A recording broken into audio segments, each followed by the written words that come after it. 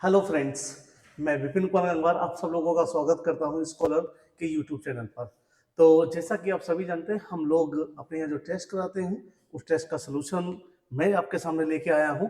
और आज जो सलूशन है टेस्ट का वो है 56 एसएससी का, जो हम लोगों ने अभी टेस्ट किया है संडे को, उसका सलूशन। तो आइए जीएस का सलूशन मैं आपके साथ कराता हूँ। आइए करते हैं पहला क्वेश्चन। तो दोस्तों देखिए, अगर पहले क्वेश्चन की अगर अपन लोग बात करें तो यहां से पहला क्वेश्चन आपके सामने आ गया है। और पहला क्वेश्चन क्या कहता है? कहता कि कौन सी नदी घाटी है जो कर्नाटक राज्य की पश्चिमी घाट पर्वत श्रृंखला से निकलती है और जिसकी, ठीक है, नोयल नोयल कविनी, अक्रावती और अमरावती जैसी कई सहायक नदियां हैं। तो दोस्तों याद रखिएगा, अगर हम लोग बात करते हैं तो ये जो नदी है कहां से निकलती है? ठीक है, पश्चिमी घाट पर्वत यानी कि वेस्टर्न रेंज माउंटेन से निकलती है। तो आइए थोड़ा समझते हैं। अगर अपन लोग बात करें तो ये अगर भारत है तो यहाँ पर ये जो पर्वत श्रृंखला पाई जाती है इसको हम बोलते हैं वेस्टर्न माउंटेन रेंज।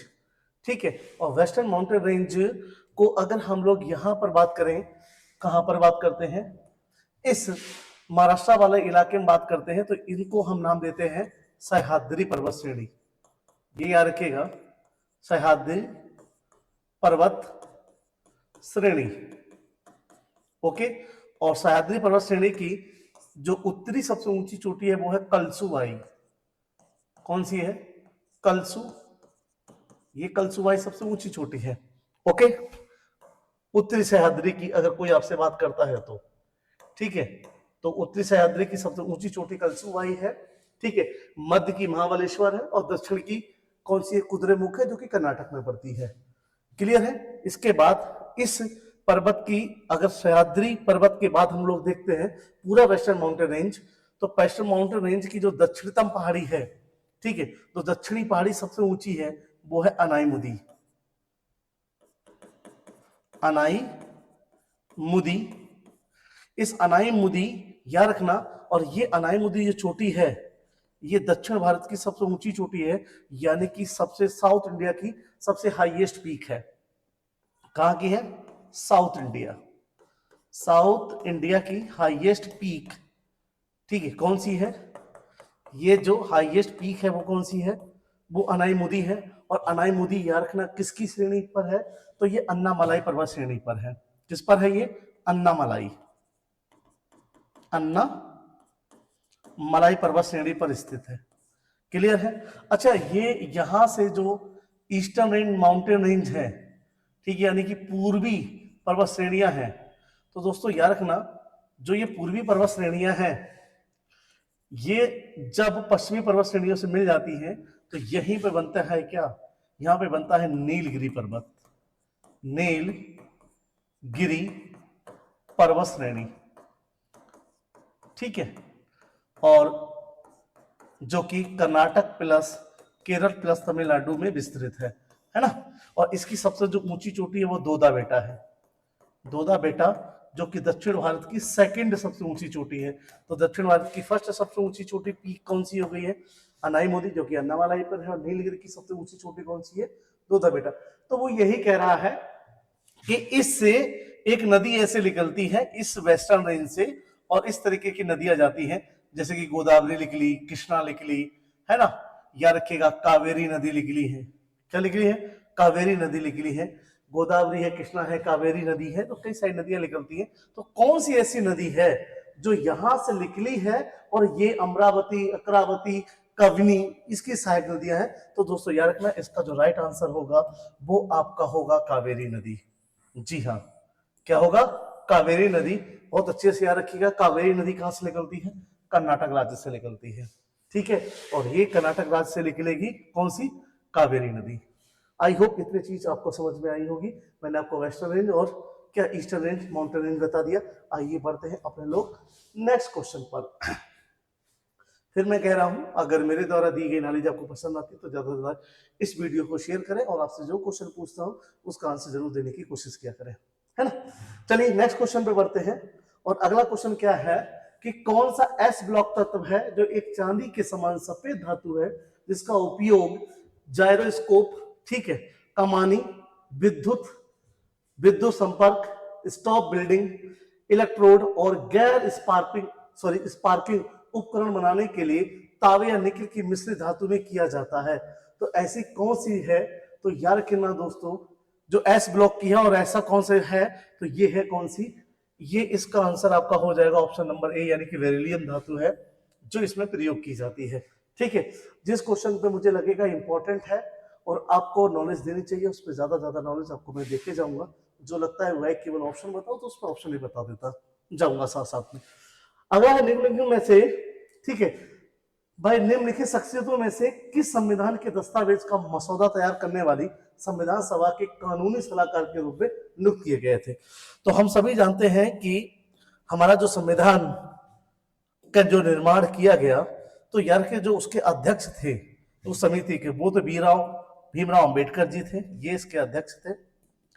लेकिन जो कानूनी सलाहकार थे वो कौन थे, वो बी एन राव थे। तो इसका ऑप्शन कौन सा सही हो जाएगा, ऑप्शन डी सही हो जाएगा, वी एन राव जी। जी हाँ, ये क्या थे, हमारे संविधान जो बनाया गया उसके कानूनी सलाहकार के रूप में किसने काम किया था, तो वो वी एन राव ने क्या किया था, काम किया था। और बहुत अच्छे से समझिएगा, वी एन राव का संबंध जो है, ठीक है, संविधान जो सभा बनी है उसके सदस्य ये नहीं थे। जो संविधान सभा बनाई गई थी उसके सदस्य नहीं थे, बस उसके क्या थे, कानूनी सलाहकार जरूर थे। और जो सभा बनी उसके अध्यक्ष कौन थे, वो भीमराव अंबेडकर थे। चलिए आइए बढ़ते हैं नेक्स्ट क्वेश्चन पर अपन लोग। और अगला क्वेश्चन आपके सामने ये रहा। अगला क्वेश्चन है कि कौन सी गैस बायोगैस का एक प्रमुख घटक है। तो देखिए साइंस का क्वेश्चन, बड़ा नॉर्मल आंसर है इसका, आंसर हो जाएगा मेथेन। ठीक है, आंसर क्या हो जाएगा, मेथेन। तो ऐसे याद रखिएगा, यहां से अगर मैं आप बात करूं, एलपीजी जी का जो घटक होता है वो ब्यूटेन गैस होती है दोस्तों। कौन सी गैस होती है, ब्यूटेन। जो ब्यूटेन गैस, ठीक है, ब्यूटेन किसका घटक होती है, एलपीजी। एलपीजी जो गैस होती है उसमें सबसे ज्यादा क्या पाया जाता है, ब्यूटेन पाया जाता है। जबकि जो बायोगैस है उसमें सबसे ज्यादा क्या पाया जाता है, उसमें मेथेन पाई जाती है। क्या पाई जाती है, मेथेन CH4। अच्छा एक क्वेश्चन मुझे बताइएगा, जो धान के खेत हैं, धान के खेत, उन किन धान के खेतों से कौन सी गैस निकलती है, मुझे कमेंट करके ऑप्शन में जरूर बताइएगा कि धान के खेतों से कौन सी गैस निकलती है। ठीक है दोस्तों, चलिए बढ़ते हैं नेक्स्ट क्वेश्चन पर। और ये रहा नेक्स्ट क्वेश्चन आपके सामने। अगला क्वेश्चन है कि मोहिनीअट्टम किस राज्य की नृत्य शैली है। तो बहुत सिंपल सा क्वेश्चन है ये। ठीक है, किसका है, केरल का है। किसका है, ठीक है, मोहिनीअट्टम केरल का है। याद रखिए, कथक, कथकली भी केरल का है। लेकिन अगर दोस्तों केवल कथक आ जाए तो ये बनारस यूपी का है। अगर आपके सामने आ जाए, ठीक है, अगर मैं यहां बात करूं तो उड़ीसी, ये उड़ीसा का है। किसका है, ये उड़ीसा का है। ठीक है, अब ओडिशा हो गया, क्या हो गया, ओडिशा। तो ये ओडिशा का है, उड़ीसी। अगर भरतनाट्यम पूछ ले, भरतनाट्यम, तो दोस्तों याद रखना ये किसका है, तमिलनाडु का शास्त्रीय नृत्य है। तो इनको आप याद रखिएगा, है ना। अच्छा कुछ उत्सव बता देता हूँ, बड़ा फेमस उत्सव पूछे जाते हैं। तो जैसे कि अगर मैं बात कर लूं, जैसे कि ये महाराष्ट्र, तो महाराष्ट्र में दोस्तों याद रखना तमाशा, तमाशा, और एक याद रखना नृत्य लावनी। ये नृत्य है यहाँ का, लावनी। तो लावनी जो नृत्य है वो कहाँ का है, ठीक है, महाराष्ट्र का है। और जो तमाशा जो उत्सव है वो भी कहाँ का है, महाराष्ट्र का है। जैसे कि वेस्ट बंगाल में, वेस्ट बंगाल की जो सबसे प्रसिद्ध है वो है दुर्गा पूजा। क्या है, दुर्गा पूजा, ये वेस्ट बंगाल में सबसे ज्यादा फेमस है। ठीक है, तो ये कुछ जानकारी थी, पर इसका ऑप्शन का हमारा आंसर क्या था, वो केरल था। क्या था, केरल था। आई होप ये चीजें आपको समझ में आ रही होंगी, और आ रही है तो इसके साथ साथ नोट्स बनाते जाइए, जिससे कि आपको आने वाले पेपरों में कोई दिक्कत ना हो, है ना। चलिए हम लोग बढ़ते हैं नेक्स्ट क्वेश्चन पर। और अगला क्वेश्चन ये रहा आपके सामने। तो अगले क्वेश्चन की बात हमने करी, तो अगला क्वेश्चन कहता है क्या, कि किस संगीत निर्देशक को पंचम, है ना, पंचम दा, इनको क्या बोलते हैं, पंचम दा के नाम से भी जानते हैं। तो यार कि ये आर.डी. बर्मन जी है। कौन है? आर.डी. बर्मन जी को किसके नाम से जानते हैं? पंचम के नाम से जानते हैं। ठीक, आते बढ़ते नेक्स्ट क्वेश्चन पर है। और सभी को पता है कि संगीतकार गायक थे पंचम जी। ठीक है, अगर बात करते हैं कि माइक्रो फाइनेंस सेक्टर में काम करने वाली एनबीएफसी के लिए एक अलग श्रेणी का निर्माण किया, किस समिति की सिफारिश के आधार पर किया गया? तो जरा सबसे पहले जरा जानिएगा कि एनबीएफसी होते क्या है दोस्तों। अब जरा कुछ चर्चा पर चर्चा कर लेते हैं इन एनबीएफसी पे। ठीक है, तो अगर एनबीएफसी की बात करते हैं, एनबीएफसी की बात करते हैं, तो इनको हम बोलते हैं non banking finance companies, finance companies बोलते हैं। याद रखिएगा, इनकी जो रेगुलेटर बॉडी होती है वो भी कौन है? आरबीआई। आरबीआई के ही क्या लगते हैं? इन पर रूल और रेगुलेशन लगते हैं। आरबीआई इनको क्या प्रोवाइड करता है? लाइसेंस प्रोवाइड करता है। और ये भी फाइनेंस का क्या करते हैं दोस्तों? काम करते हैं। ठीक है, बट नॉट ए बैंक। कुछ ऐसे काम है जो बैंक करती है, ये नहीं करते। जैसे कि अगर मैं कहूँ डीडी, तो ये डीडी जारी नहीं कर सकते, जबकि बैंक क्या कर सकता है? डीडी जारी कर सकता है। समझ रहे हैं ना चीजें? तो कुछ ये क्या है, ये लिमिटेड फाइनेंस की बात पे आते हैं, या ज्यादा फाइनेंस के ऊपर भी आएंगे तो कई सारे रूल और रेगुलेशंस इनके ऊपर लगते हैं। तो ये याद रखिएगा, यहाँ की अगर हम लोग बात करते हैं एनबीएफसी के बारे में, ठीक है, नॉन बैंकिंग फाइनेंस कंपनी। तो अगर यही बात पूछा गया है कि भाई माइक्रो फाइनेंस, अच्छा एक चीज और, यहां से एक शब्द आया है निकल के माइक्रो फाइनेंस। तो माइक्रो फाइनेंस का मतलब क्या है वो आओ समझते हैं थोड़ा सा। यहां से अपने लोग माइक्रो फाइनेंस, माइक्रो फाइनेंस इसको हम बोलते हैं सूक्ष्म वित्तीय, वित्तीय। ठीक, और जो ये काम करते हैं उनको बोलते हैं संस्थाएं। तो सूक्ष्म वित्तीय संस्थाएं जो होती हैं ये लिमिटेड लोन देती, क्या देती है? लिमिटेड।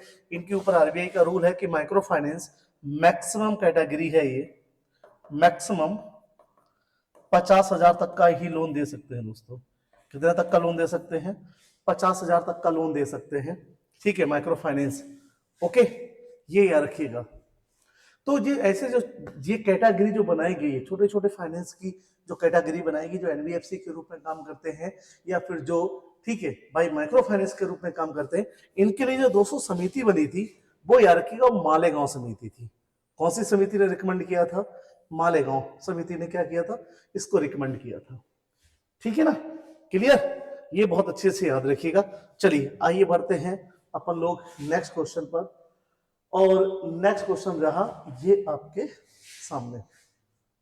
तो अगर बात करते हैं नेक्स्ट क्वेश्चन की, तो याद रखिएगा, कहते हैं कि किस बल के कारण भारत में दक्षिणी गोलार्ध की व्यापारिक पब ने विश्व क्षेत्र को पार करने के बाद दक्षिण पश्चिम से उत्तर पश्चिम की ओर मुड़ जाती है? तो देखो जरा समझो, कहने का मतलब क्या है कि एक ये अगर मैं मानता हूं कि ये पृथ्वी है, ठीक है, इस पृथ्वी को दो बराबर भागों में इक्वेटर ने बांट दिया। ये इक्वेटर है, यानी कि भूमध्य रेखा है, ये भू मध्य रेखा है दोस्तों ये। ओके, तो ये हमारे नॉर्थ पोल है और ये क्या है? हमारा साउथ पोल है। तो ये बड़े अच्छे से समझिएगा, ठीक है। तो ये कहते हैं कि जो हवा उत्तरी गोलार्ध या दक्षिणी गोलार्ध में चलती है, तो बहुत अच्छे से इस चीज को समझते हैं यहाँ पर, ठीक है। जो उत्तरी गोलार्ध में हवाएं चलेंगी दोस्तों, वो अपने राइट हैंड साइड मुड़ जाएंगी, राइट हैंड साइड मूव करती है। अगर ऊपर से ऐसे चल रही हैं तो ये इस साइड मूव कर जाएंगी, ठीक है, तो अपने राइट हैंड साइड। जबकि याद रखना, दक्षिणी गोलार्ध में जो हवाएं चलती हैं, अगर ये इस तरीके से चल रही हैं तो ये अपने लेफ्ट हैंड साइड मूव करेंगी। किधर मूव करेंगी? लेफ्ट हैंड साइड मूव करेंगी। तो यहां क्या करेंगे? लेफ्ट हैंड साइड मूव करती हैं, और वो क्या करती हैं? ठीक है, राइट हैंड साइड। फिर बता रहा हूं, उत्तरी गोलार्ध में चलने वाली हवाएं अपने दाएं हाथ की ओर, और दक्षिणी गोलार्ध में चलने वाली हवाएं अपने बाएं हाथ की ओर मुड़ जाती है। और ऐसा इसलिए होता है कि पृथ्वी पे पृथ्वी की दो गतियां हैं, एक घूर्ण गति, एक परिक्रमण गति, यानी एक रोटेशन, एक रेवोल्यूशन। तो घूर्ण गति के कारण, पृथ्वी की घूर्ण गति के कारण पृथ्वी पे दोस्तों एक फोर्स उत्पन्न होता है, एक बल की उत्पत्ति होती है, जिसको बोलते हैं कोरियोलिस फोर्स। क्या बोलते हैं? Coriolis force. और इस कोरियोलिस फोर्स के कारण ही हवाएं उत्तरी गोलार्ध में दाएं हाथ की ओर और दक्षिणी गोलार्ध में बाएं हाथ की ओर मूव कर जाती हैं। और यही बात की है कि जो रेखाएं, समझिए, जो रेखाएं, मतलब जो हवाएं, ये विषुवतीय रेखा है, इसको हम क्या बोलते हैं? विषुवत रेखा भी बोलते हैं। क्या बोलते हैं? विषुवत रेखा बोलते हैं, या भूमध्य रेखा बोल लीजिए, यानी इक्वेटर। इक्वेटर। अगर जो हवाएं दोस्तों ऐसे चल रही थी इससे, और जैसे इसको इसने पार किया इन हवाओं ने, तो इनकी गति किधर हो मुड़ जाएगी? इस तरफ के मुड़ जाएंगी। यानी कि उत्तरी गोलार्ध में जैसे ही पहुंचेंगी, ये अपने राइट हैंड साइड मूव कर गई, और जैसे ही राइट हैंड साइड मूव कर गई, तो ये वाली दिशा इनकी क्या हो गई दोस्तों? ये हो गई नॉर्थ ईस्ट, यानी कि उत्तरी पूर्वी। और यही पूछा है कि भाई दक्षिण पश्चिम, ये क्या था? दक्षिण पश्चिम से हवाएं बह रही हैं और इनकी दिशा क्या हो गई? उत्तरी पूर्वी हो गई। तो जैसी भूमध्य रेखा को पार करेंगी, तो ये मैंने अभी बताया है कि उत्तरी गोलार्ध में चलने वाली हवाएं किधर मुड़ जाती है? दक्षिणी, अपने दाएं हाथ की ओर, और उत्तरी और दक्षिणी गोलार्ध में हवाएं चलने वाली अपने बाएं हाथ की ओर मुड़ जाती है। जैसे ही दक्षिण की हवा उत्तरी गोलार्ध में पहुंचती है, किधर मुड़ जाएगी? राइट हैंड साइड, ठीक है, अपने दाएं हाथ की ओर। और दोस्तों दाएं हाथ की ओर जब मुड़ जाएगी, तो फिर क्या होगा? ठीक, उसकी दिशा परिवर्तित हो जाएगी। और ये परिवर्तित किसकी वजह से होता है? कोरियोलिस फोर्स के कारण। आई होप आपको ये चीज समझ में आ गई होगी। चलिए बढ़ते हैं नेक्स्ट क्वेश्चन पर। और ये रहा अगला क्वेश्चन आपके सामने। अगर अगले क्वेश्चन की अगर बात करें हम लोग, तो अगला क्वेश्चन ये कहता है कि निम्न में से कौन सी मुक्त उद्यम अर्थव्यवस्था की एक विशेषता नहीं है? विच ऑफ द, ठीक है, which of these is not a characteristics of the free, ठीक है, इंटरप्राइज इकोनॉमी। यानी कि कौन सा नहीं है? क्या निर्णय मांग और आपूर्ति की ताकतों पर आधारित होते हैं? निर्णय मांग एवं आपूर्ति की ताकतों पर निर्धारित होते हैं, ठीक है। अगर बात करते हैं, बिल्कुल साहब ये तो होते हैं, ये तो बात सही है, ये तो सही कह रहा है। अगला है कि कारक लाभ उत्पादन के कारकों की उत्पादकता पर आधारित होते हैं। फैक्टर रिवॉर्ड्स, बिल्कुल जी, ये भी प्रोडक्शन पर ही डिपेंड करते हैं। अगला है कि सभी आर्थिक निर्णय आर्थिक नियोजनों के द्वारा लिए जा सकते हैं। नहीं जी, यही नहीं है, क्योंकि फ्री इंटरप्राइजेस इकोनॉमी की बात की है, तो ये नहीं है। अगर ये लिया जाएगा तो गड़बड़ चीजें हो जाएंगी। और आर्थिक निर्णय बाजार द्वारा नियंत्रित होते, बिल्कुल हाँ, ये बात सही है। देखिए ये बिल्कुल अपोजिट लिखे ना दोनों, कि आर्थिक नियोजन के द्वारा तय होंगे आर्थिक निर्णय, और यहाँ क्या होते हैं? बाजार के, तो बाजार के द्वारा तय होते हैं दोस्तों। कि कभी भी जो नियोजक होते हैं वो तय नहीं करते। अगर वो तय करेंगे तो वो अपनी मोनोपोली बनाएंगे, प्राइस ज्यादा रखेंगे, जो भी करेंगे, लेकिन ये कभी नहीं होता है, ठीक है, याद करके। फिर इंटरप्राइजेस इकोनॉमी में, तो इसका ऑप्शन नंबर सी क्या हो जाएगा? राइट आंसर हो जाएगा, ठीक है। चलिए बढ़ते हैं नेक्स्ट आंसर पर, सॉरी नेक्स्ट क्वेश्चन। और ये रहा अगला क्वेश्चन कि भारत में कौन सा नियामक निकाय माइक्रो फाइनेंस संस्था की देखरेख करता है? ये मैंने अभी जस्ट बताया था आपके लिए, अगर याद हो तो। मैंने कि कौन करेगा? वो आरबीआई करेगा। कौन करेगा? आरबीआई। जितने भी, याद रखना, जितना भी हमारे यहाँ बैंकिंग सिस्टम है, बैंकिंग सिस्टम है, ओके, चाहे हमारे यहाँ क्या है, फाइनेंस, और कौन सा माइक्रो फाइनेंस सिस्टम है, चाहे हमारे एनबीएफसीज है, एनबीएफसीज है, चाहे हमारे यहाँ आरआरवीज है, ठीक है, ओके, चाहे हमारे यहाँ पेमेंट्स बैंक यानी भुगतान बैंक है, पेमेंट्स बैंक है। इन सबके लिए रूल जो डिसाइड करता है वो कौन करता है? आरबीआई ही डिसाइड करता है। और अब तो जो कोऑपरेटिव बैंक है, जो कोऑपरेटिव बैंक है यानी कि सहकारी बैंक, इन पर भी आरबीआई के रूल लगने लगे हैं, ठीक है। वो बात अलग है कि आरआरबी की नियंत्रण संस्था नाबार्ड है, ठीक है, लेकिन याद रखना रूल इन पे भी किसके लगते हैं? आरबीआई के। दोबारा जो आरबीआई एक्ट बहुत अच्छे से समझिएगा। इंडियन बैंकिंग रेगुलेटरी एक्ट 1949 के नियम इन सब पे लगते हैं। बहुत अच्छे से इस चीज को क्या रखिएगा, याद रखिएगा। ओके, चलिए साहब, और आरबीआई के अंतर्गत ये सारे लोग क्या करेंगे, आज वर्तमान में कार्य करते हैं। तो बढ़ते हैं नेक्स्ट क्वेश्चन पर, और नया क्वेश्चन ये रहा आपके सामने। क्वेश्चन क्या कहता है, क्वेश्चन कहता है कि शेरशाह का मकबरा भारत के किस राज्य में स्थित है। बड़ा इंपॉर्टेंट क्वेश्चन है। आइए पहले तो इसका मैं आंसर आपको सीधे बता दूं, ये सासाराम बिहार में है। कहाँ है ये, सासाराम बिहार में है। ठीक है, बिहार के कहाँ है, सासाराम में है। तो सासाराम बिहार में याद रखिएगा इसका मकबरा है। जबकि अगर दोस्तों मैं कुछ इंपॉर्टेंट मकबरे आपको बताऊं, अकबर, अकबर का मकबरा याद रखिएगा सिकंदरा। कहाँ है, सिकंदरा में है। सिकंदरा, और सिकंदरा कहाँ है, ये आगरा। तो आगरा के सिकंदरा में अकबर का मकबरा है।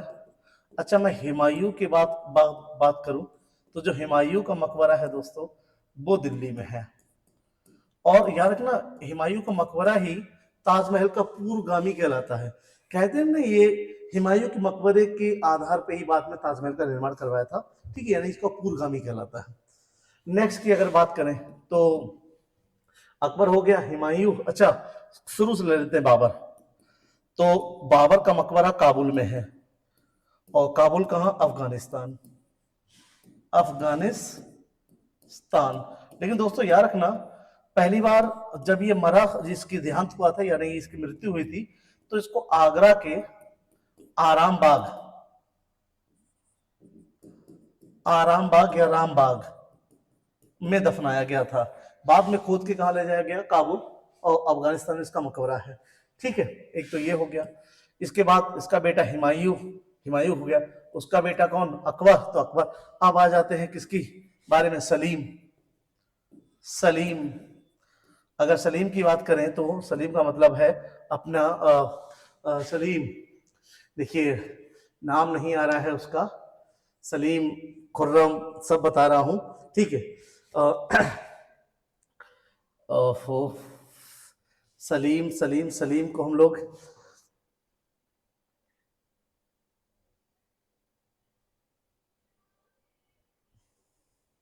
हाँ देखो याद आ गया, सॉरी, जहांगीर। सलीम को क्या बोलते हैं, जहांगीर। कभी कभी दिमाग में क्या हो जाता है कि नाम याद नहीं आते। तो इस जहांगीर का जो है ये लाहौर में है। ठीक, कहाँ है, लाहौर, लाहौर के शाहदरा। कहाँ है, लाहौर के शाहदरा में। याद रखना किसका है, सलीम का है। अच्छा, अब किसकी बात कर रहे थे, खुर्रम। चलो ऊपर लिख देते हैं खुर्रम। अब ये खुर्रम कौन है, तो खुर्रम है शाहजहां का नाम, शाहजहां। तो खुर्रम शाहजहां का ये आगरा में है। और आगरा में कहा, ताजमहल। कहा, ताजमहल।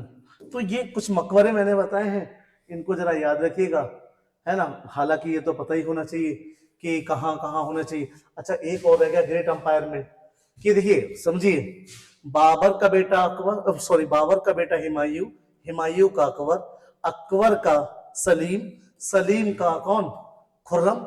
मेन बता रहा हूं, वैसे बेटे इनके और बहुत ज्यादा बेटे थे। और इसके बाद बात करते हैं किसका, खुर्रम यानी शाहजहां का बेटा औरंगजेब। तो जो औरंगजेब है, इसका जो मकबरा है ये अहमदाबाद में है। कहाँ है, अहमदाबाद। ठीक है, अहमदाबाद। ओके, अहमदाबाद में है। अहमदाबाद या औरंगाबाद, सॉरी, औरंगाबाद, औरंगाबाद यानी कि महाराष्ट्र। कहाँ है ये, महाराष्ट्र में है। ठीक है, तो ये कुछ मकबरे थे जो मैंने आपको बताए। इनको थोड़ा सा क्या रखिएगा, याद रखिएगा, जिससे कि, है ना, कि कोई भी मकबरा अगर आपसे पूछ लिया जाए तो आराम से उसको हल कर पाए आप लोग। ठीक है, तो एक बार फिर देख लीजिए, औरंगजेब का औरंगाबाद महाराष्ट्र में है। ठीक है, सलीम यानी जहांगीर का लाहौर शाहदरा में है। बाबर का काबुल अफगानिस्तान, पहले इसको आगरा में दफनाया गया था, आरामबाग में। हुमायूं का दिल्ली में है। अकबर का सिकंदरा, ठीक है, सिकंदरा आगरा में है। खुर्रम शाहजहां का भी आगरा में है। आगरा का मतलब आगरा के ताजमहल में, जहां मुमताज को दफनाया गया, बराबर में दोनों दफनाए गए हैं ताजमहल में। चलिए बढ़ते हैं अपने नेक्स्ट क्वेश्चन पर। काफी कुछ जानकारी दे दी है इस क्वेश्चन के बारे में मैंने आपके लिए। चलिए आते हैं नेक्स्ट क्वेश्चन। और अगला क्वेश्चन क्या है कि समाज के कमजोर वर्गों को सामाजिक न्याय दिलाने के लिए महाराष्ट्र में से किस संघ का गठन किया गया था? तो याद रखिएगा ये गठन किया था ज्योतिबा फूले के द्वारा। जी हाँ, ज्योतिबा फूले ने क्या किया था, इसका गठन किया था 29 सितंबर 1873 को इसका गठन किया था। ठीक है, तो ये हो जाएगा सत्यशोधक समाज। और सत्यशोधक समाज की जो स्थापना है तो वो याद रखिएगा ये की गई है। ठीक है, सत्यशोधक समाज की स्थापना 29 सितंबर 1873 को किसने की थी? ज्योतिबा फूले के द्वारा की गई थी। और कहाँ की गई थी? तो ये महाराष्ट्र में की गई थी। कहाँ की गई थी? तो महाराष्ट्र में की गई थी, ये याद रखना। जबकि आर्य समाज की अगर मैं बात करूं आपसे, आर्य समाज की जो स्थापना है वो 10 अप्रैल है, 10 अप्रैल 1875, 10 अप्रैल 1875 को ये की गई थी। और याद रखना स्वामी दयानंद, किसने की है ये? स्वामी दयानंद। स्वामी दयानंद, तो ये याद रखिएगा। क्लियर? तो फिर समझ लीजिए कि सत्यशोधक समाज की स्थापना ज्योतिबा फूले के द्वारा की गई है 29 सितंबर, ठीक है, 1873 को। और इसी के द्वारा लोगों को सामाजिक न्याय दिलाने की क्या करी गई थी? पहल की गई थी, बात की गई थी। आर्य समाज दयानंद स्वामी दयानंद ने इसकी स्थापना की थी 10 अप्रैल 1875 को। क्लियर है? और थियोसॉफिकल सोसाइटी की स्थापना कर्नल अटाक के द्वारा की गई थी। किसके द्वारा की गई थी? कर्नल अटाक। और एक बंदा और था बेओतोस्की। ठीक है, ये दो बंदे थे जिनने किसकी बात की थी? थियोसॉफिकल सोसाइटी की स्थापना की थी। चलिए बात करते हैं नेक्स्ट क्वेश्चन की। और नेक्स्ट क्वेश्चन रहा आपके सामने ये, कहते हैं कि असत्य कथन की पहचान कीजिए। और असत्य कथन निम्न में से कौन सा है? तो क्या आरबीआई अर्थव्यवस्था के लिए बैंक दर तैयार करता है? बिल्कुल जी तैयार करता है, ये तो बिल्कुल सही बात है। देखिए आरबीआई क्या करता है? बैंक दर, ठीक है समझिएगा, बैंक रेट यानी कि बैंक दर करता है, रेपो रेट रेपो दर करता है, ठीक है, क्या करता है? Reverse repo rate, triple R, CRR, SLR। Okay, ये सारे काम किसके हैं? ऊपर से क्या करता है?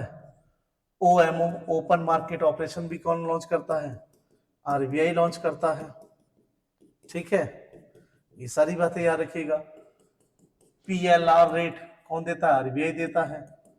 ठीक, अगले की बात करते हैं तो क्या हो गया? TRR, टर्म रेपो रेट, ये सब इक्विपमेंट किसके हैं? ये सब आरबीआई देता है। अगला है कि सेबी अर्थव्यवस्था में मुद्रा की पूर्ति को विनियमित करने के लिए खुले बाजार, क्या है? खुले बाजार, ये लिखा ना खुला बाजार। और यही मैंने अभी आपको बताया था OMO, यानी OMO का मतलब है open market operation, open market operation. तो ये तो काम आरबीआई का है। तो ये काम आरबीआई कर रहा तो इसे भी कहां करेगा? तो इसका मतलब है कि यही वाला सत्य हो गया दोस्तों। ठीक है, अगला क्या है? आरबीआई 100 रुपए के करेंसी नोट छापता है। बिल्कुल, ये भी बात सही है, ऊपर वाली भी सही है। वित्त मंत्रालय 1 रुपए का सिक्का जारी करता है। बिल्कुल, हम सभी जानते हैं कि भारत सरकार क्या करती है? सिक्के जारी करती है। याद रखना, क्या करती है? सभी प्रकार के सिक्के जारी करती है। और दोस्तों यहाँ पे याद रखना, अधिकतम सिक्का कितने का जारी कर सकती है? 1000 रुपए का। भारत सरकार कितने का सिक्का जारी कर सकती है? 1000 रुपए का, ठीक है, सिक्का जारी कर सकती है। जैसे कि आरबीआई अधिकतम कितने तक का नोट जारी कर सकता है? तो 10,000 का नोट आरबीआई जारी कर सकता है अधिकतम। ठीक है, तो ये चीजें याद रखिएगा। तो ऑप्शन नंबर 20 का क्या हो जाएगा? आंसर हो जाएगा। और चलिए बढ़ते हैं नेक्स्ट क्वेश्चन पर, अगले क्वेश्चन पर। और अगला क्वेश्चन ये रहा आपके सामने। अगला क्वेश्चन क्या है? बात करते हैं इस क्वेश्चन की। कहता है निम्न में से कौन सा शब्द भारतीय संविधान के मूल प्रस्तावना का हिस्सा नहीं है? Which of the following words is not a part of the original preamble of the Indian constitution? यानी कि जो हमारी प्रस्तावना थी उसमें कौन सा शब्द नहीं है? कौन सा शब्द नहीं है? तो दोस्तों याद रखिएगा, हमारे में जो शब्द नहीं है वो क्या नहीं है? धर्मनिरपेक्ष नहीं है। धर्मनिरपेक्ष की जगह पंथ निरपेक्ष है। कौन सा शब्द है? पंथ निरपेक्ष है। ठीक, ये याद रखिएगा, धर्मनिरपेक्ष नहीं, पंथ निरपेक्ष है इसकी जगह शब्द। और हम सभी जानते हैं कि 42वें संविधान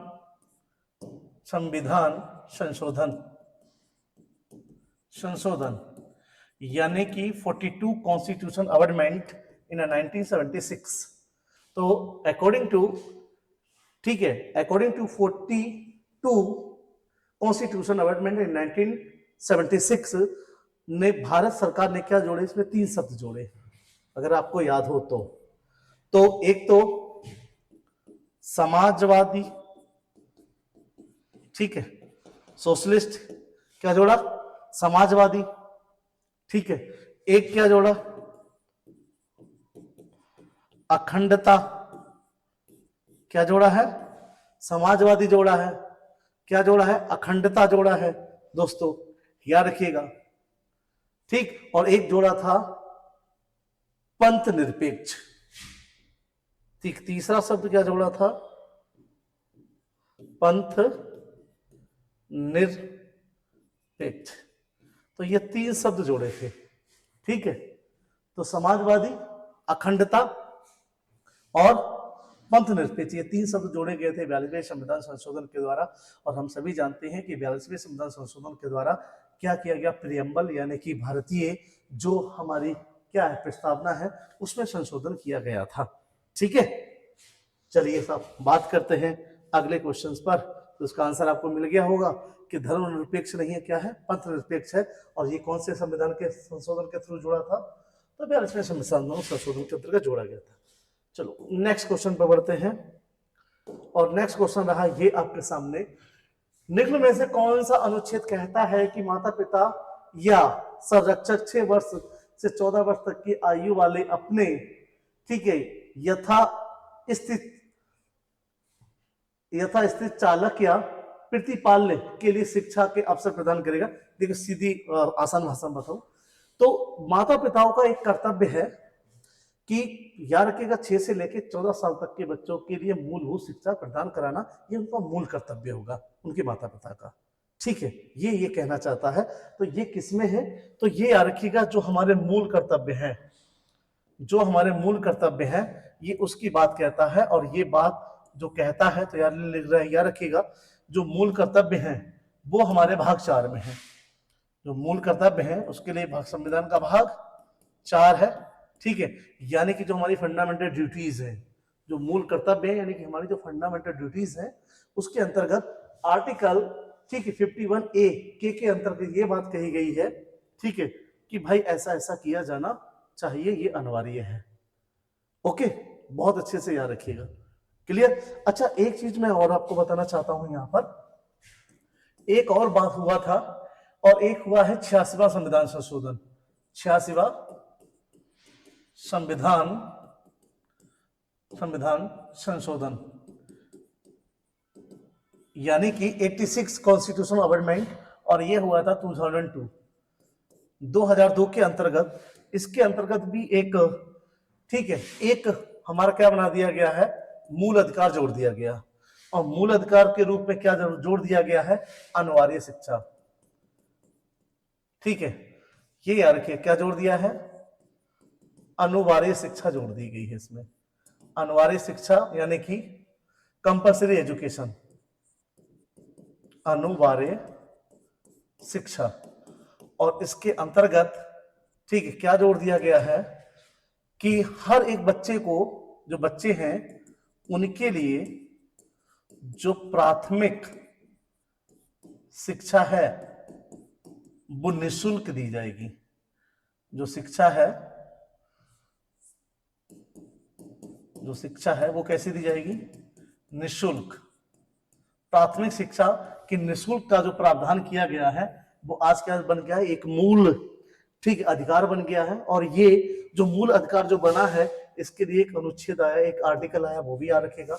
जो बात करता है वो बात करता है आर्टिकल 21A में। कौन सा आर्टिकल है, कौन सा अनुच्छेद है? तो आर्टिकल 21A कहता है, 66वें संविधान संशोधन के अंतर्गत इसको जोड़ा गया और ये कहता है कि हर एक बच्चे को प्राथमिक शिक्षा का क्या है, अधिकार है। और उनको एक राज्य का भी ये कर्तव्य होगा कि उनके लिए निःशुल्क प्राथमिक शिक्षा क्या करे, प्रदान करे। ठीक है, ये हमारे जोड़ दिया गया कब, 66वें संविधान संशोधन के अंतर्गत। जबकि 51A ये क्या कहता है कि माता पिता का ये कर्तव्य होगा 6 साल से लेकर 14 साल तक के बच्चों को अनिवार्य रूप से शिक्षा प्रदान करें। ठीक है, ये बात कहता है फंडामेंटल ड्यूटीज में। और फंडामेंटल ड्यूटीज के लिए क्या है हमारा, यार कि कौन सा कॉन्स्टिट्यूशन का पार्ट है, तो कॉन्स्टिट्यूशन के 4 भाग में ये बात कही गई है, हमारे फंडामेंटल ड्यूटीज दिए गए हैं। जो याद रखना DPSP है, ठीक है, डायरेक्ट प्रिंसिपल जो हमारे हैं वो भी भाग 4 में है, उसी में संशोधित किया गया 4, याद रखिएगा 4 का बोलते हैं या 4A बोलते हैं इसके लिए। ठीक है, 4A बोल दीजिए या 4 या 4 का बोल दीजिए, जिसमें क्या दिए गए हैं, फंडामेंटल ड्यूटीज दिए गए हैं। ओके, आई होप इतनी चीज समझ में आ गई होगी। तो चलिए आगे बढ़ते हैं नेक्स्ट क्वेश्चन पर। ठीक है दोस्तों, देखिए मैंने फिर बोल रहा हूँ दोस्तों, अगर मेरे द्वारा दी गई जानकारी आपको लग रही है कि अच्छी है और बहुत कुछ सीखने को मिल रहा है, तो मेरा हौसला बढ़ाने के लिए ज़्यादा से ज़्यादा इसको शेयर करें, कमेंट करें, लाइक करें। और जो भी क्वेश्चन पूछना है या जिसके क्वेश्चन आंसर मैं आपसे पूछता हूँ उसका कमेंट जरूर करें। जैसे मैंने एक पूछा है, एक और पूछूंगा अगर, ठीक है, तो उसके आंसर जरूर दें। ठीक है, और अगर पसंद आ रहा है तो स्कॉलर याद रखिएगा, स्कॉलर यूट्यूब चैनल को सब्सक्राइब और लाइक करना ना भूलें, अपने दोस्तों को भेजें जिससे उनका भी भला हो सके। तो अगला क्वेश्चन है कि हरित क्रांति के संबंधित निम्न में से कौन सा कथन सही है? तो ये याद रखिएगा, सबसे पहले चीज, क्या हरित क्रांति शब्द का प्रयोग पहले जो प्रयोग किया है वो विलियम गॉड ने किया? ये बिल्कुल बात सही है सर। पहला जो शब्द जो हरित क्रांति का जो किया है वो विलियम गॉड ने ही किया है। अगला है, नार्मन बोरलॉन्ग को हरित क्रांति का जनक कहा जाता है। बिल्कुल ये भी बात सही है कि इनको भी जनक कहा जाता है। पहला दूसरा तो बिल्कुल सही है। और जो नार्मन बोरलॉन्ग थे, याद रखिएगा, अगर बात करें तो ये मैक्सिको के रहने वाले थे। कहाँ के थे ये? मैक्सिको, है ना, तो मैक्सिको के रहने वाले थे। ठीक, अगले की बात करते हैं। अगला क्या है कि एमएस रंधावा को भारत में हरित क्रांति की, रंधावा नहीं है, एमएस स्वामीनाथन है यहाँ पे। तो ये वाला तो गलत हो गया, इनकी जगह रंधावा नहीं है, क्या है, एमएस स्वामीनाथन है। कौन है? एमएस स्वामीनाथन। इनको बोलते हैं भारतीय हरित क्रांति का पिता। इसे क्या है? भारतीय हरित क्रांति का पिता बोलते हैं इनके लिए। ठीक है, अच्छा दोस्तों, हरित क्रांति की अगर अपन लोग बात करें तो समझिएगा, भारत में हरित क्रांति का जो दौर देखा जाता है वो 1966-67 के दौर में देखा जाता है कि जब क्या हुई थी, तीसरी पंचवर्षीय योजना क्या होगी, याद रखना, तीसरी पंचवर्षीय योजना विफल हो जाएगी और तीसरी पंचवर्षीय योजना के बाद क्या आएगा, 3 साल का गैप आएगा। उसी के दौरान ये पंचवर्षीय योजना क्या होती है, सॉरी, हरित क्रांति क्या होती है, शुरू होती है। तो जो दौर आता है वो क्या आता है, 1966 से 67। ठीक है, और सबसे ज्यादा हरित क्रांति का जो असर पड़ा था वो पंजाब, हरियाणा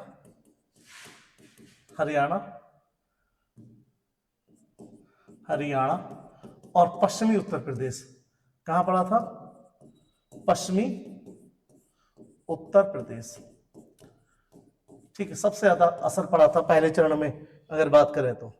इसके बाद और बात करें तो फसलें, वैसे तो सारी फसलें हरित क्रांति के अंतर्गत आती हैं आज की डेट में, लेकिन जो उस समय मुख्य फसलें थी वो दोस्तों याद रखना, धान और गेहूं।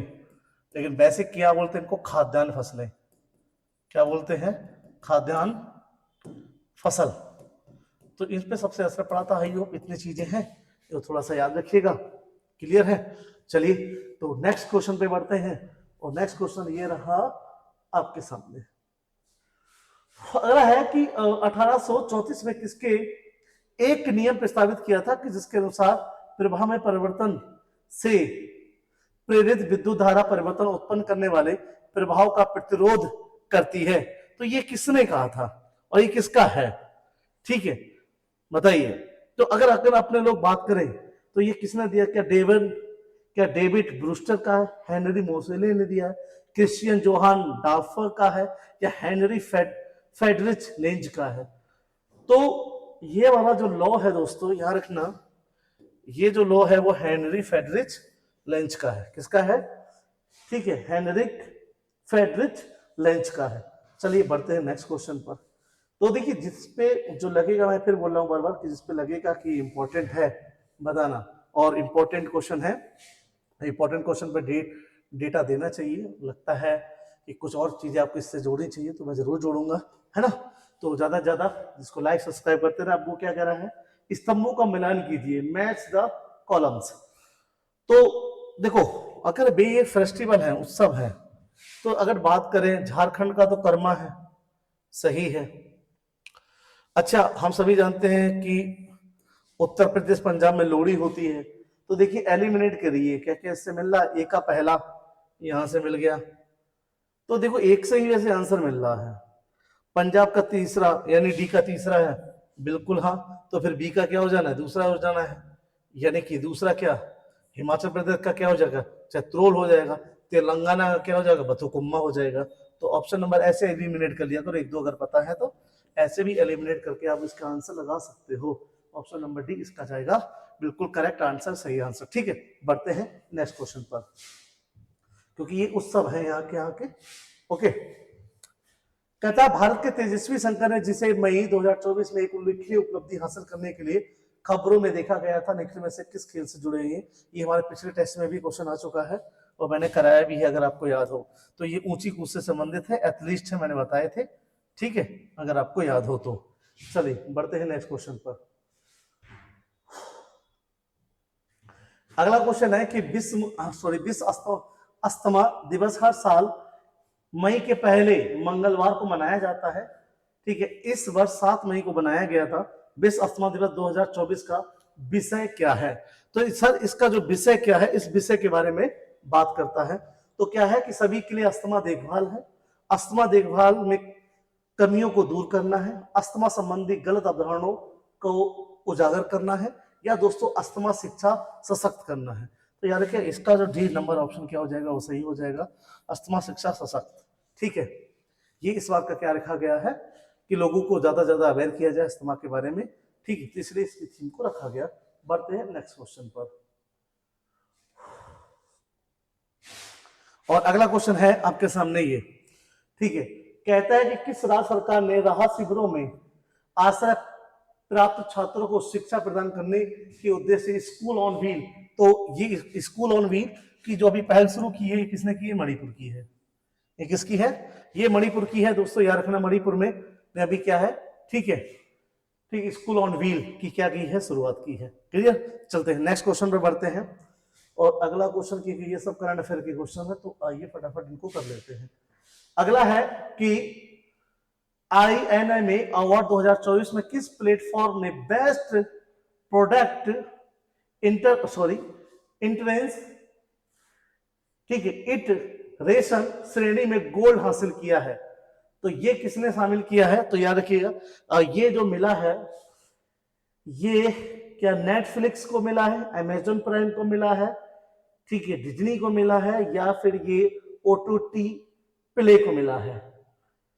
तो ये जो है एक बार फिर क्वेश्चन पढ़ते हैं, INMA अवार्ड 2024 में किस प्लेटफॉर्म में बेस्ट, ठीक है, प्रोडक्ट इट, ठीक है, रेंसन श्रेणी में गोल्ड हासिल किया है। जी हाँ, ठीक है दोस्तों, ओके, आ गया याद। इसका आंसर क्या है, इसका आंसर अपना क्या है, वो है OTT प्ले। जी हाँ, OTT प्ले जो है, ठीक है, इसको अभी क्या मिला है, ये अवार्ड दिया गया है, और इसके लिए बेस्ट गोल्ड मेडल भी इसी ने जीता है। चलिए नेक्स्ट क्वेश्चन की बात करते हैं।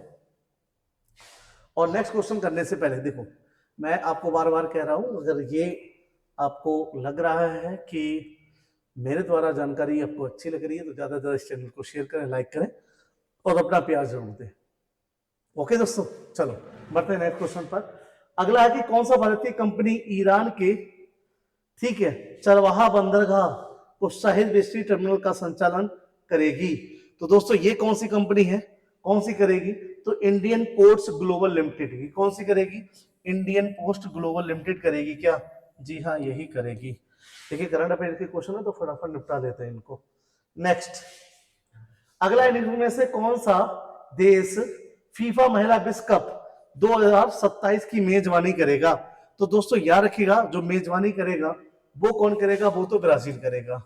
और अभी पिछला वाला 4 साल पहले चले जाइए तो 2023 में इसका आयोजन किया गया था, ठीक है। और दो महिला वाला बात आ रहा हूं, महिलाओं का 2023 में किया गया था, और ये जो किया गया था तो ये ऑस्ट्रेलिया और न्यूजीलैंड में किया गया था। न्यूजीलैंड कहां किया गया था, ठीक है, ऑस्ट्रेलिया और न्यूजीलैंड में किया गया था। दोस्तों ये बहुत अच्छे से क्या रखिएगा, याद रखिएगा। और अगर मैं बात करूं तो ये कौन सा था, ये नमा था। तो 2027 वाला जो होगा वो कौन से नंबर का होगा, 10वां होगा, और कहां होगा, ब्राजील में होगा।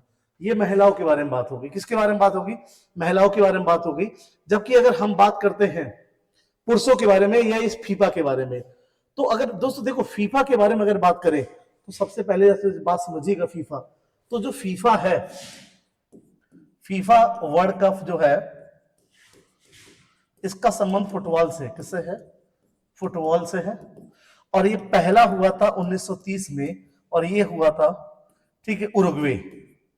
कहां हुआ था, उरुग्वे में हुआ था, और उरुग्वे ही विजेता रहा था, ठीक है। जो पहला हुआ था उरुग्वे में हुआ था, उरुग्वे ही विजेता रहा था, दोस्तों याद रखना। अब आगे की अगर बात करें तो अभी 2022 में मेल का बता रहा हूं, पुरुषों का ही, ठीक है, पुरुषों का जो हुआ है, ठीक, ये कतर में हुआ है। कहां हुआ है, कतर। तो 4 जरा जोड़िएगा तो 2026 है ना। तो 2026 में पुरुषों का याद रखिएगा, ये कहां होगा, ठीक, ये होगा कनाडा, यूएसए और मैक्सिको, ठीक, बहुत अच्छे से याद रखिएगा। क्लियर, फिर बता रहा हूं, फीफा वर्ल्ड कप, फीफा का संबंध किससे है, तो फुटबॉल से है, ठीक है। महिलाओं का फीफा 2027 वाला कहां होगा, तो ऑप्शन हमारा सही आंसर है ब्राजील। अभी नमा वाला कहां हुआ था, 2023 में हुआ था, वो ऑस्ट्रेलिया न्यूजीलैंड में हुआ, और 2027 वाला होगा वो 10वां होगा। जबकि अगर फुटबॉल का मैं फीफा की बात करूं तो पहला जो फीफा हुआ था वो उरुग्वे में हुआ था 1930 को, और उरुग्वे ही उसका विजेता था। जबकि 2022 का क्या कहां हुआ है, कतर हुआ है, ठीक है, क्या हुआ है, कतर। अब 2026 का जो पुरुषों का होगा वो होगा कनाडा, यूएसए, मैक्सिको, ठीक है दोस्तों। आइए बढ़ते हैं नेक्स्ट क्वेश्चन पर। और ये रहा नेक्स्ट क्वेश्चन कि ब्रॉडकास्ट, ठीक है, आइडियाज रिसर्च काउंसिल में माप विज्ञान और विश्लेषण के प्रमुख के रूप में किसको नियुक्त किया गया है, तो किसको नियुक्त किया गया है, तो डॉक्टर विक्रमजीत चौधरी, जी हाँ, डॉक्टर विक्रमजीत चौधरी को क्या किया गया है, नियुक्त किया गया है, ठीक है दोस्तों। ये याद रखिए किसको नियुक्त किया गया है, डॉक्टर विक्रमजीत चौधरी को नियुक्त किया गया है। आइए बढ़ते हैं नेक्स्ट क्वेश्चन पर। आई होप यही लास्ट क्वेश्चन था, ठीक है। तो आज हमने अपने एसएससी टेस्ट 56 का सॉल्यूशन किया है ना। और ये सॉल्यूशन आपको पसंद आया हो तो ज्यादा से ज्यादा लाइक, शेयर और कमेंट जरूर करिए। एक क्वेश्चन मैंने पूछा है उसका आंसर भी जरूर कमेंट में लिखिएगा। सब जितने लोग इसको देख रहे हैं ज्यादा से ज्यादा इसको वीडियो को शेयर करें, लाइक करें, और स्कॉलर कोचिंग के यूट्यूब चैनल से जुड़ना ना भूलें। मैं आपका भाई, आपका दोस्त, आपका मेंटोर विपिन गंगवार आज आपसे विदा लेता हूँ। नेक्स्ट सेशन में आपसे फिर मिलूंगा, तब तक के लिए राधे राधे।